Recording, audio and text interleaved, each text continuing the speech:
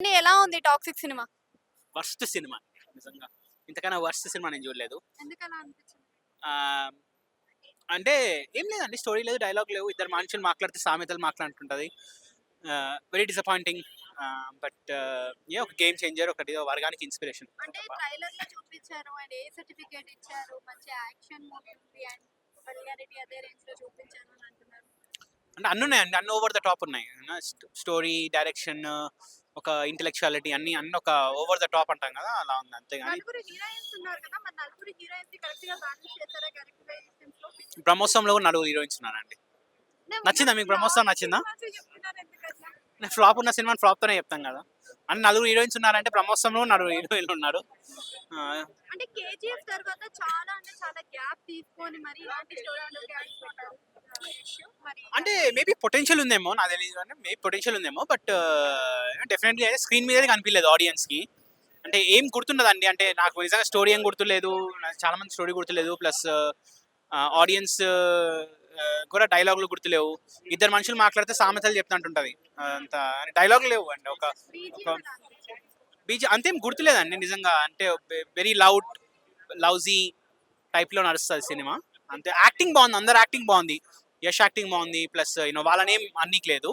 More of I think story wise and screenplay wise చాలా డిసప్పాయింటింగ్. Toxic is very good movie అండి, కంపల్సరీగా చూడండి మీరు.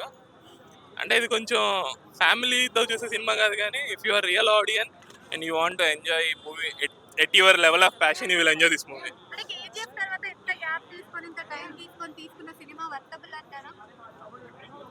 యష్ పాయింట్ ఆఫ్ వ్యూలో వెరీ వర్త్ అండి, ఎందుకంటే Yash want to show his variations to his level of depth. యష్లో ఒక విక్రమ్ ఉన్నాడు, ఒక కమల్ హాసన్ ఉన్నాడని ఆయనకి ఉంది ఆ feeling, and he proved it. ఆ లెవెల్లో యాక్ట్ చేసి చూపించాడు.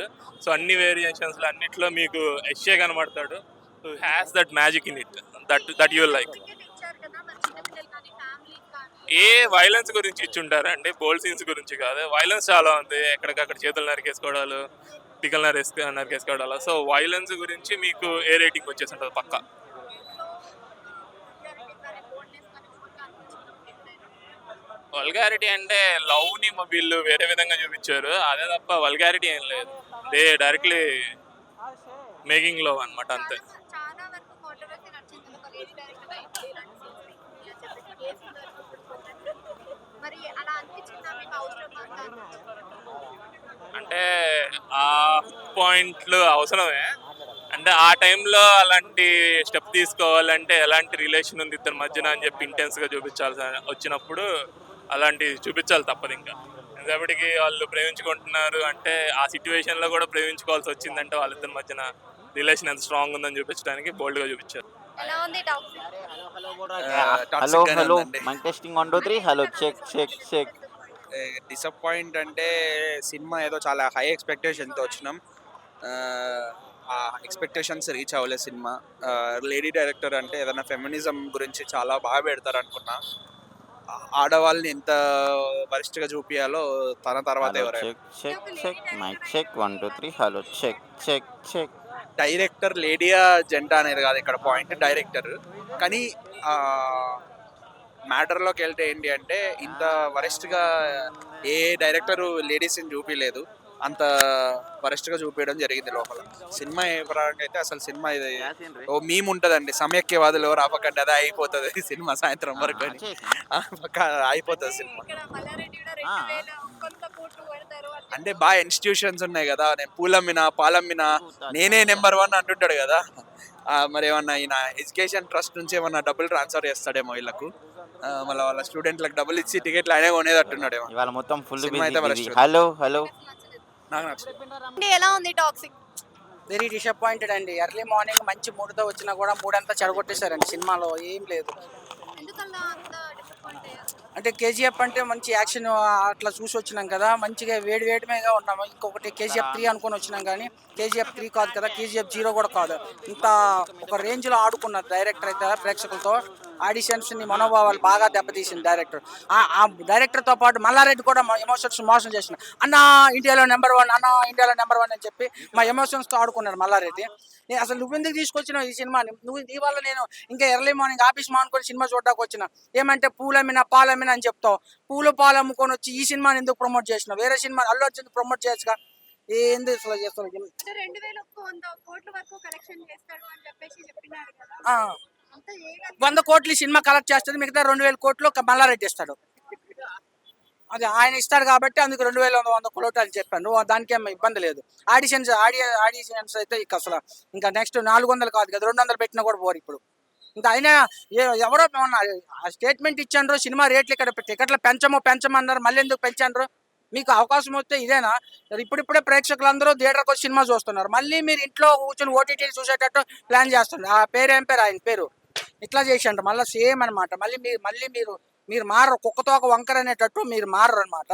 మళ్ళీ సినిమాలు ఓటీటీలోనే చూస్తారు. మీరు రేట్లు సినిమాకి రేట్లు ఎట్లా పెంచుతారు? అది 23 సినిమాకి 300 టికెట్ పెట్టి దీనికి 400 ఎట్లా వసూలు చేస్తారు? అదే మా న్యాయం ఉండద్దా? ఎలా ఉంది? బాగాలేదండి, సారీ. ఏం బాగాలేదండి సినిమాలో. ఓవరాల్ గా బేకార్ ఎక్స్పీరియన్స్ ఇది. సో మీరు ఎందుకు అంత డిసప్పాయింట్ అయ్యారు? అసలు సినిమాలో మీరు ఎక్కడ డిసప్పాయింట్ అయ్యేలా అనిపించింది? నేను ఎందుకు డిసప్పాయింట్ అయ్యానంటే నేను పొద్దున 5:30కి లేచి వచ్చాను. అంటే 5:30కి లేచాను, 6:30 షో పెట్టుకొని. నేను నిన్న ఏమో టికెట్స్ రిలీజ్ అయితే ఒక 15-20 మినిట్స్ అరే టికెట్ కొనాలి అని చెప్పి చేసిన. సో అంతా చేసిన తర్వాత మీరు మళ్ళీ టికెట్స్కి మీరు ప్రైస్ నార్మల్ పెట్టలే, మీరు హైక్ చేశారు. సో ఇంత మీరు షో చేసినప్పుడు మీ ప్రొడక్ట్ మంచిగా ఉంటే బాగుంటుంది.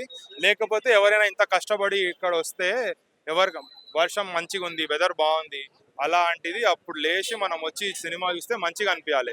ఇది అట్లా లేదు, బేకార్ ఉంది సినిమా. ఎప్పుడు అయిపోతుందో, లేకపోతే నేను అసలు ఎందుకు వచ్చాను రా బాబు అనిపించింది. సో అందుకే డిసప్పాయింట్ అయ్యాను నేను.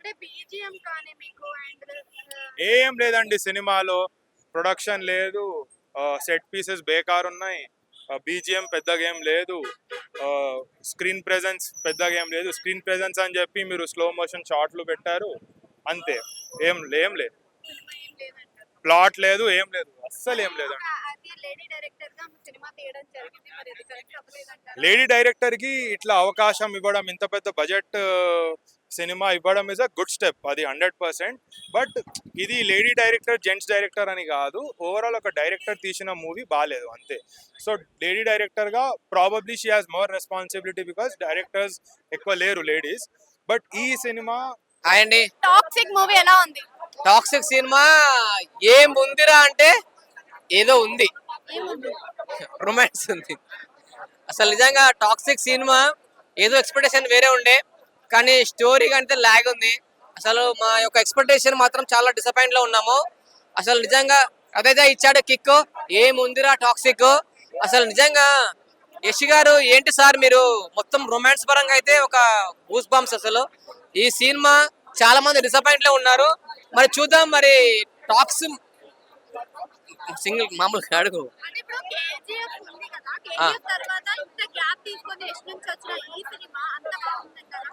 కానీ కేజీఎఫ్ సినిమాకి అయితే చెప్పలేం మాటలు, కానీ కేజీఎఫ్ అయితే ఆ రేంజ్ వేరు. ఈ సినిమా అయితే ఒక 5 హీరోయిన్లను పెట్టారు, కానీ ఆ హీరోయిన్లను ఎందుకు పెట్టారు అర్థం కావట్లేదు, ఆ ఫైట్స్ ఎందుకు అర్థం కావట్లేదు. స్టోరీ మాత్రమే ల్యాగ్ ఉంది. ఫస్ట్ హాఫ్ అయితే కొంచెం పర్లేదు, సెకండ్ హాఫ్ అయితే ఇంకా కూర్చోలేము. కానీ అసలు ఆ డైలాగ్స్, ఆ మాటలు అవన్నీ చాలా వల్గారిటీగా ఉన్నాయి. మనం అది చూసి తట్టుకోలేము, అసలు అంత ఘోరంగా ఉన్నాయి.